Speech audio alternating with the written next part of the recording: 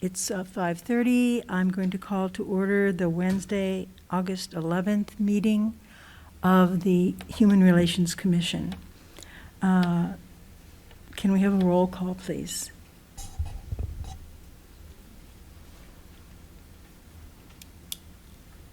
Commissioner Robertson Schaefer.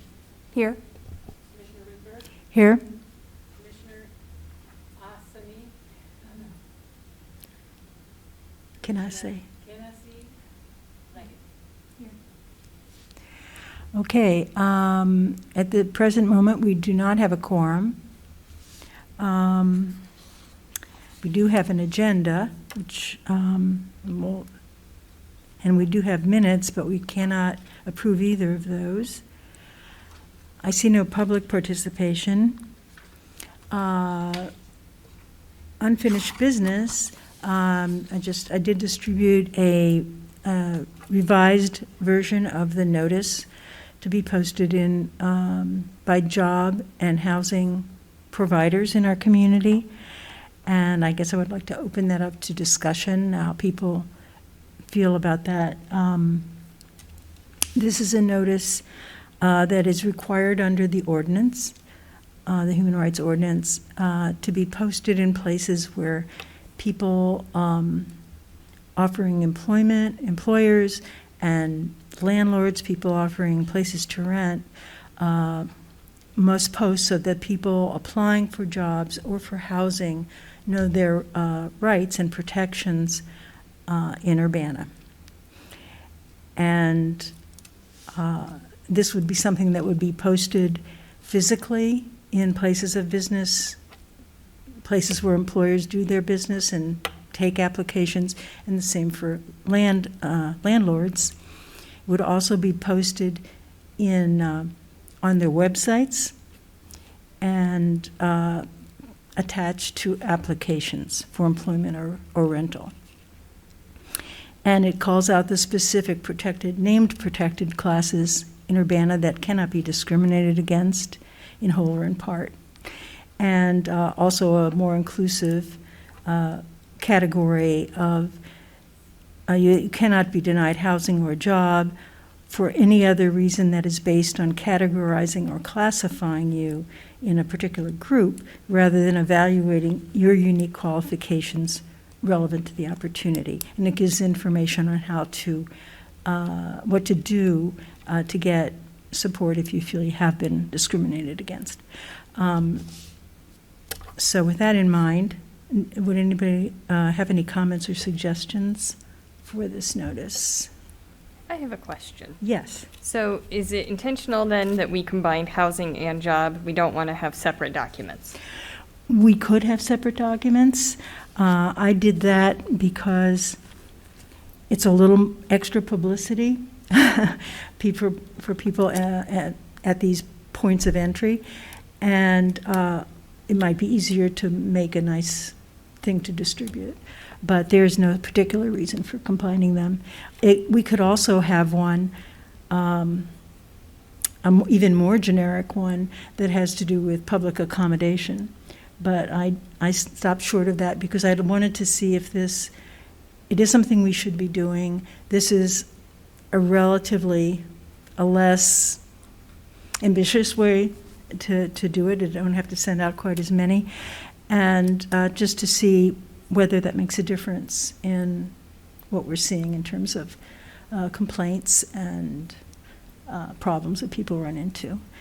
We just try very hard to have this in people's minds, the people who might be discriminated against and the people who might do the discriminating. Everybody has to be aware of this information. We're also considering doing some work with landlords or employers and not just throw this at them, but talk to them about why it's being done and the value of it to them. So I don't disagree with combining. I like it. I just Okay. we had talked about it being for landlords, so I just thought, wow, this is, no. But I think then, this looks very, very good. Okay. So we can't really approve this right now, but I was thinking in terms of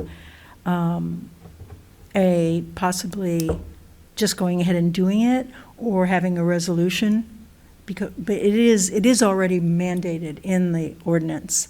So really, we can just go ahead and do it, which I've always wanted to see us do. And it's been attempted in the past, but it needs a little refresh. So with that said, I think we can move into closed session. Shall we have that training, or would you like to wait until we have a better attendance? Oh. Yeah, it's sad because we were having such great attendance during the pandemic, and unfortunately that we haven't quite gotten traction on that in person, I'm sure for various reasons. We have, is it worthwhile to go through the EEO? Do you think? We can discuss it, but we can't make it. That's right. And we can't elect officers. Do you want to discuss the EEO? Okay.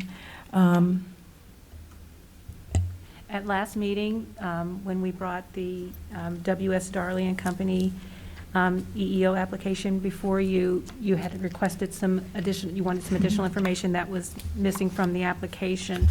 And that information, it was sent and mistakenly didn't get put in the packet, but it is there now. And so everything that you asked for is there. Is there a time pressure on There is not. this? Okay, good. I would like to discuss at least briefly, the renaming of the commission. I'm interested in what folks think about that. Right now, we're called the Human Relations Commission, which not everybody quite knows what that means. I certainly didn't, and I know others. And when I find when I'm talking to people about us, I tend to say Human Rights Commission, because that's something I think is a little more to the point. And they have changed our officer's name, title, I mean, from Human Relations Officer to Human Rights and Equity Officer.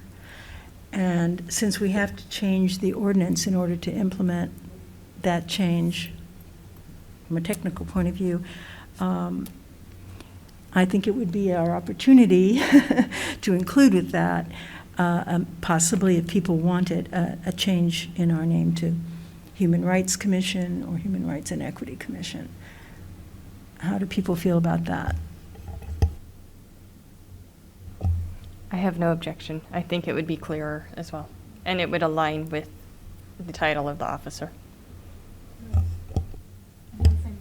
Okay, all right. Well, Human Rights or Human Rights and Equity? Yes. I did want to share with you that the office name has been changed also. It's now officially the Office of Human Rights and Equity. I think that's our answer. That would probably be a good thing for us too. Okay, I feel good about that. Carla, do you have anything to report to us? Yes.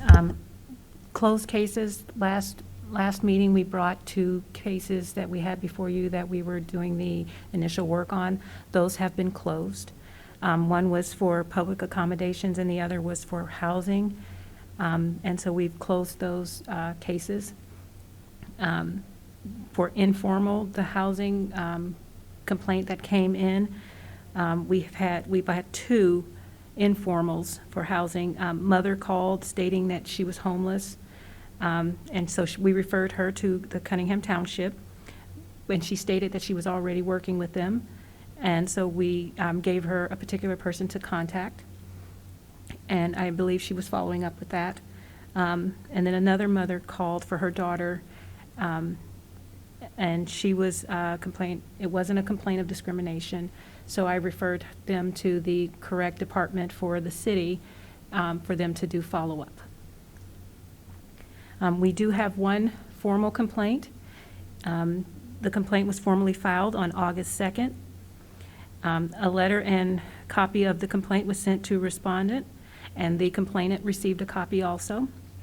And the respondent has until August 30th to submit a formal written response to the charge. Community activity. I was scheduled to attend the Champaign County Coalition meeting today, but it was canceled. I was going to present just an overview of my office and what things that we were working on and the commissions that I work with. I met with Tracy Parsons. He's the city of Champaign's Community Relations Manager, and he's the Community Coalition Coordinator. I enrolled in a EEO certification training, and that's going to help me be trained in the investigatory, get my skills for that. Participated in a Walk for Peace Against Gun Violence, organized by the HVNT group. I've begun meeting with the chair on a weekly basis, meeting on Tuesdays at 3 p.m., and scheduled meetings with community services, grassroots leaders, Cunningham Township, the Housing Authority of Champaign County, and HVNT, and met with Commissioner Evans and a community business owner to talk about minority, women, veteran-owned businesses contracting with the city, and attended a ribbon cutting for Reg Cakes. Carla, there was an acronym in there. I'm not sure what it stands for. I think it's Hood Vote, Neighborhood, and I can't remember the T, Okay. but they went by HVNT. Okay, thank you. That sounds great. I would add that we have lost one member of our commission because she has moved to Champaign. We will miss her. She wanted to serve out her term, but that wasn't allowed. So, and then also one of our other members is quite ill. So that's also hurting our attendance right now. But we do have a new member, Asako Kanase Leggett. And would you like to say a few words to introduce yourself? Okay. My name's Asako Kinase Leggett. Oh, I can turn this thing on, don't I? My name's Asako Kinase Leggett. I've lived in Urbana since 1983. I attended high school, university here at the University of Illinois. I was interested in this commission because I actually at one point worked for the City of Champaign Community Relations Office. So I worked on some study circles program and things like that when I was an intern there back in college. Thank you, Asako. Well, I think we're going to have to say that there's no more business that we can engage in tonight. So our meeting is adjourned. Thank you for coming.